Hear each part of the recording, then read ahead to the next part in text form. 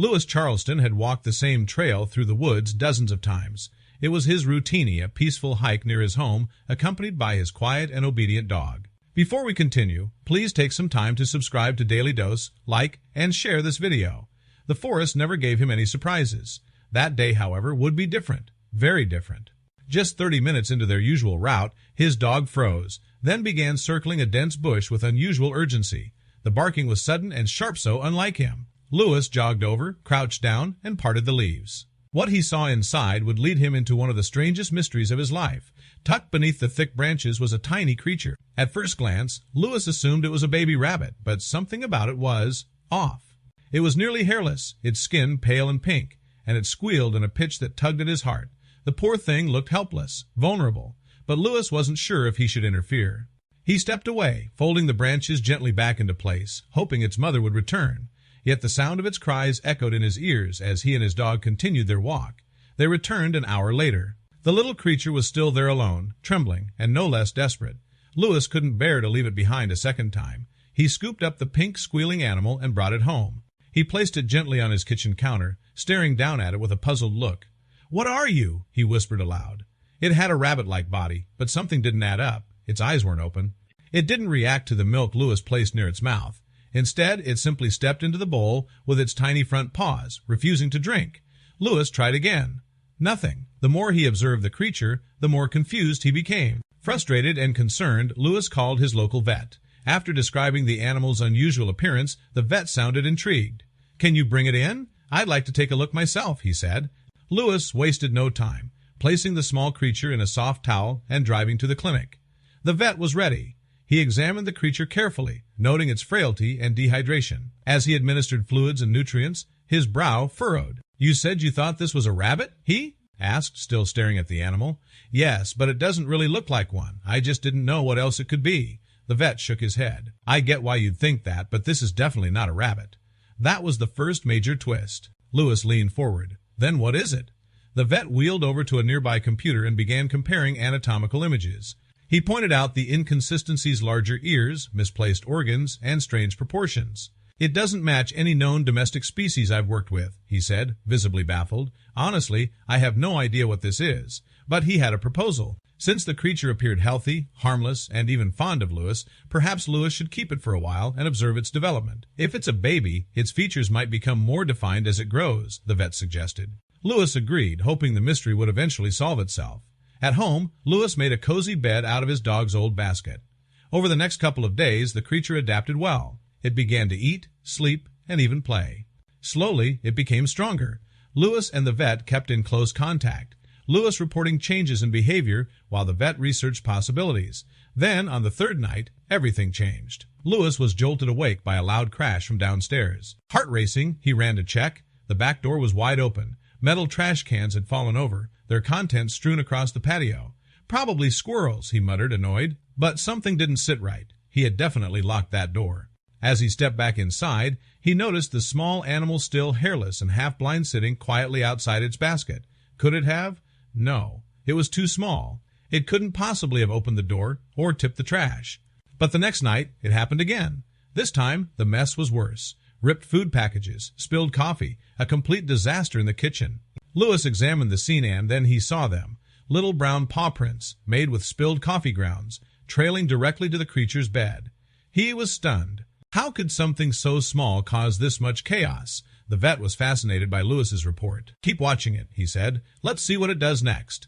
Louis did just that. Night after night, he documented everything, and the changes came quickly. The creature grew fast. Within weeks, it had quadrupled in size. Its pink skin gave way to thick, soft fur. First white, then darker. It was no longer some helpless, hairless baby. It was active, intelligent, and mischievous. Louis grew fond of the creature, but it was clear something wasn't normal. Every night, his house would end up in disarray. Furniture shifted, objects knocked over, small bite marks on wood and cords. He even tried moving the creature into his bedroom at night, hoping to stop the destruction. But one night, a crash echoed from downstairs again. He looked at the dog basket. The animal was still there, calmly staring at him with wide eyes. If she was here, who was downstairs? Louis flung open the door and ran down the steps, and what he saw next stunned him. The house wasn't just messy, it was alive with motion. And then the phone rang. The vet's voice came through the speaker, breathless and excited. "Louis, I think I figured it out. I know what you found." Louis could hardly answer, too distracted by what was unfolding in front of him. "Louis," the vet continued, his voice buzzing with excitement, "that creature you found, it's a Chinese naked wombat. Incredibly rare, especially in our region. But here's the thing, they never travel alone." Louis blinked, still holding the phone to his ear, his eyes fixed on what was happening in his living room. "Yeah," he finally replied. "I figured that part out just now." Scattered across the floor were 6 more creatures fully grown, furry, and rummaging freely through his pantry and furniture. They looked just like his once hairless guest, only bigger, more confident, and everywhere. The wombats were playing, eating, tipping things over, and generally acting like they owned the place. The original one, now fluffier and wide-eyed, came bounding down the stairs behind him, squealing as she rejoined her family. "They're in my house," Louis said slowly into the phone, still in disbelief. The vet laughed softly. "Well, that explains the mystery messes." It was a scene both chaotic and weirdly adorable. These wombats, rare and elusive by nature, had made themselves entirely at home. But something still puzzled Louis. Had they even gotten in? He never left his doors open.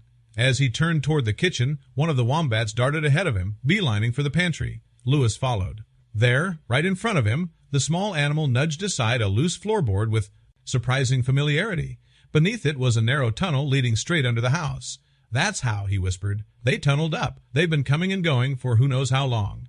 The mystery was solved at last. What Louis had assumed was a bizarre one-time rescue had turned into the discovery of an entire wombat colony living beneath his home. And while he found it fascinating, there was now a new problem. Keeping wombats, as pets especially, a rare species like this, wasn't exactly legal. "I don't want to take her away from her family," he told the vet, crouching beside the reunited animals. "But I can't exactly let a pack of wombats live rent-free in my kitchen either." Fortunately, the vet had a solution. "There's a wildlife sanctuary I've worked with," he said. "They specialize in rehabilitation and release. If you're open to it, I can make a call." Louis agreed. It was the only way to give his furry friend and her wild family the safety and space they needed. The next day, the vet arrived at Louis's home. With care and patience, they guided the wombats into crates and gently moved them into the garage for transport. Then they loaded them into the vet's van and drove about 30 minutes to the sanctuary. At the gates, a woman welcomed them with a warm smile. "Welcome to your new home," she said, opening the door to a large, lush enclosure surrounded by trees, hills, and safety. The wombats hesitated at first, but soon scampered into the soft grass, sniffing and exploring as if they belonged there all along. Louis watched, unsure how to feel. He was proud, relieved, and a little sad. Then the woman noticed his long gaze. "You're welcome to visit," she said gently. "We usually don't allow outside caretakers, but given how attached she is to you, we can make an exception." Without hesitation, Louis agreed. And so began a new chapter no longer of mystery and chaos, but of care and connection. Each week, Louis visited the sanctuary, and each week the once bald little creature, now fully grown and healthy, would rush up to greet him like an old friend. She never forgot who had saved her, and he never stopped wondering how different life would have been if he had just kept walking past that bush in the forest.